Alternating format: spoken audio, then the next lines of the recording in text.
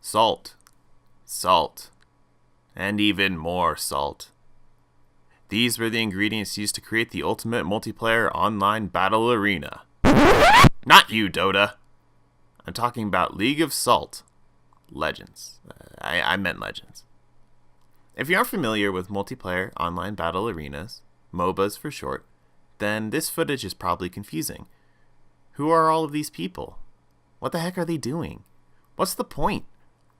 All valid questions.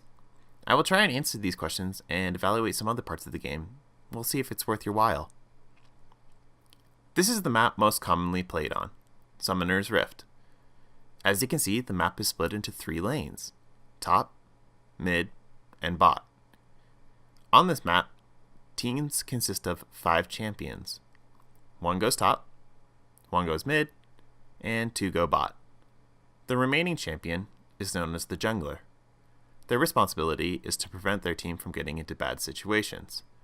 A good jungler can make a great team, or, if you're like me, will lead them to a crushing defeat.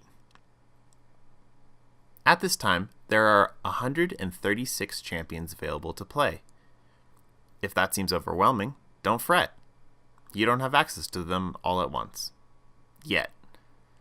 Starting off, you're given a selection of champions to learn with. Then, after you've learned the ropes, you have access to the weekly rotation. Different champions are available every week for you to try. As you play games, you receive in-game currency called IP. With IP, you can make champions permanent.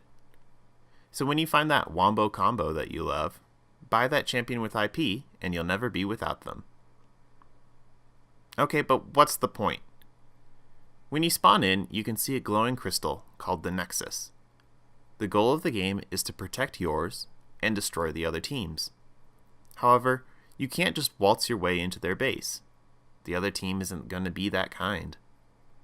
Each lane has large stone statues, or towers, which guard the way into the base. In order to make any progress to the base, you'll need to smash their towers. To help you along the way are minions. They graduated from the Minion Academy to fight and die alongside of you. They're particularly good at tanking tower hits. With their help, crush the towers to dust and march onto their base. Does this sound like something you're interested in? Well, put your wallet away. It's entirely free to play. You can unlock all characters and bonuses just using the in-game currency. That being said, any League player will tell you, League isn't free. The art team at Riot Games has created some marvelous skins for your characters.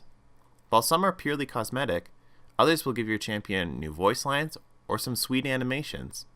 So feel free to spend a little money on making your main champion look as epic as possible.